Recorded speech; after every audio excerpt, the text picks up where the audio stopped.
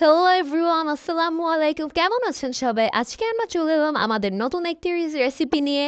আমরা কিভাবে কাঁচা মাখিয়ে রান্না করব। আমরা হলুদের গুঁড়া 1 চা চামচ নিয়েছি, ঝালের গুঁড়া 1 চা চামচ,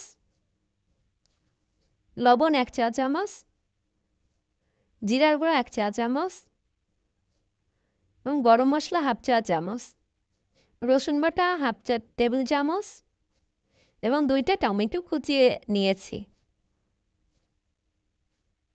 10-12টা কাঁচা ঝাল ফেলে নিয়েছি। 1 কাপ পেঁয়াজ কুচি দিয়েছি। 1/2 কাপ সরিষার তেল দিয়েছি। 1/2 লেবু চিপটে রস দিয়েছি এবং সবগুলো একসঙ্গে ভালো করে মাখিয়ে মিশিয়ে নিতে হবে, যেন সব উপকরণগুলো মাছের গায়ে ভালো করে লেগে যায়। আমি এবার এটাকে 10 মিনিটের জন্য ঢাকনা দিয়ে ঢেকে রেখে দেব। আমাদের কড়াইটা গরম হয়ে গেছে। আমি এবার কড়াইতে তেল দিয়েছি। আমার আগে থেকে মাখিয়ে রাখা মাছটা আমি কড়াইতে ঢেলে দেব। ঢেলে ভালো করে নেড়ে চেড়ে মিশিয়ে নেব। দেখেন আমি কিভাবে তেলের উপরে মাছটা কষিয়ে নিচ্ছি ভালো করে। এভাবে বারবার নাড়াচাড়া দিয়ে আপনি ভালো করে কষিয়ে নেবেন, যাতে নিচে লেগে না যায়। নিচে লেগে গেলে আপনার মশলাটা তিতো লাগবে।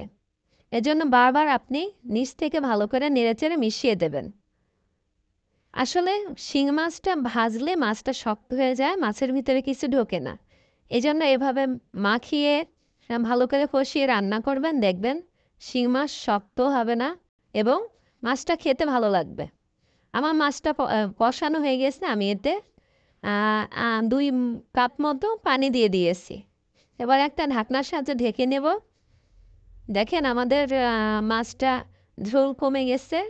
আমি এভাবে নেড়ে চেড়ে ভালো করে মিশিয়ে নেব। কড়াই ঘুরায় আমি তেলটা বা ঝোলটা কমিয়ে নিচ্ছি। মাছটা একটু পোড়া পোড়া করে নেব। এভাবে শিং মাছ রান্না করে খেয়ে দেখবেন,